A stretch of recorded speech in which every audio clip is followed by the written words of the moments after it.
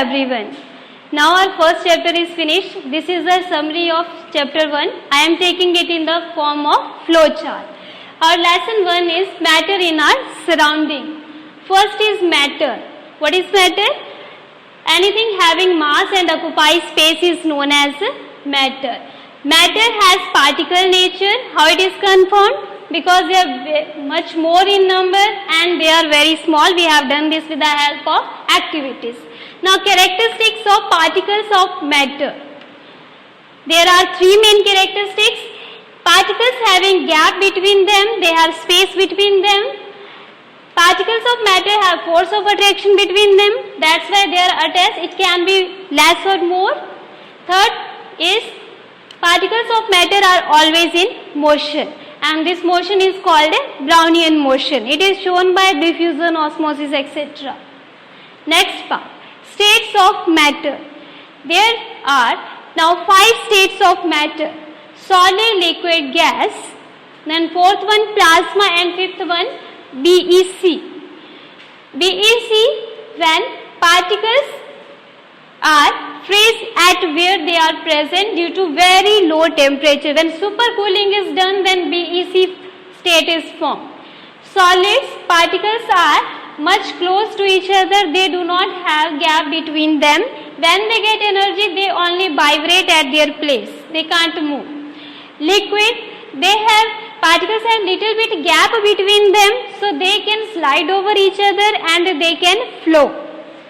Now gas state particles have much more gap between them, they can easily move anywhere if a container is not closed, and we can check it with the help of diffusion easily. Plasma is the fourth state of matter. It is done when we superheat any particle, then its atom is broken into its ions and free electrons, and it releases energy in the form of flash or light. So plasma can be seen there. Next is change of state of matter. Change of state of matter we can do by change in pressure and change in temperature. That means we can change these states of matter into each other. So first we are doing with change in pressure. By increasing or decreasing pressure, we can change the state of matter. With pressure, we can take temperature also. So when we increase pressure, then we have to decrease temperature. By doing this, gas can be converted into liquid and liquid can be converted into solid, because the particles come close to each other due to more pressure and less temperature. And when we decrease pressure, then we increase temperature. And by doing this, increasing temperature and decreasing pressure, we can convert solid into liquid and liquid into gas.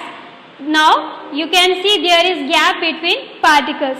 Now next we will do, now we are doing with change in temperature. With change in temperature, first we are studying temperature scale. There were 3 scales of temperature: Kelvin, Celsius and Fahrenheit. And this is the relationship between Celsius scale and Kelvin scale.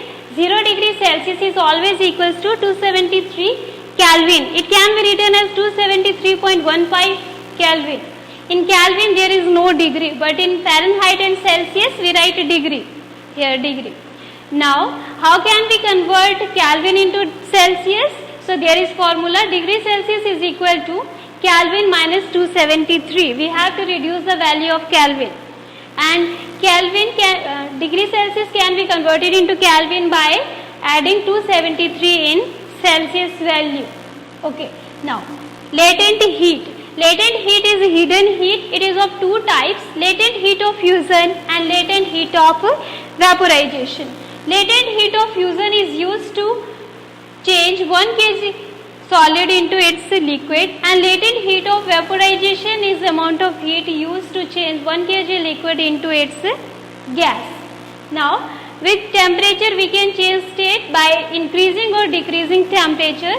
When we increase the temperature, then a solid can be converted into liquid and liquid into gas, or solid can be directly converted into gas. By decreasing temperature, we can convert a gas into liquid or liquid into solid or a gas directly into solid.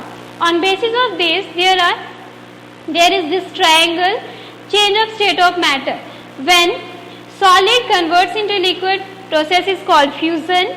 Liquid converts into gas, process is called boiling. Gas converts into solid, process is called sublimation. Now, next, solid converts into gas, it is also called sublimation. Gas converts into liquid is called condensation, and liquid converts into solid is called freezing. Now our last part is this evaporation. Evaporation is change of water or liquid into its vapors below its boiling point. Some factors affect rate of evaporation. These are surface area, temperature, wind speed, humidity and nature of liquid. Surface area is directly proportional to evaporation, means surface area increase, evaporation also increase. Next is temperature. Temperature also has direct relation. Temperature increase, evaporation increase. Wind speed also having direct relation. When wind speed is more, evaporation is more. Humidity has inverse relation. That means if humidity increases, then evaporation decreases. Next, nature of liquid. Here we take force of attraction between particles. If force of attraction between particles increases, then rate of evaporation decreases. Now it was your whole chapter. I will give you today some assignments and you have to complete that. You can do that in your rough notebook.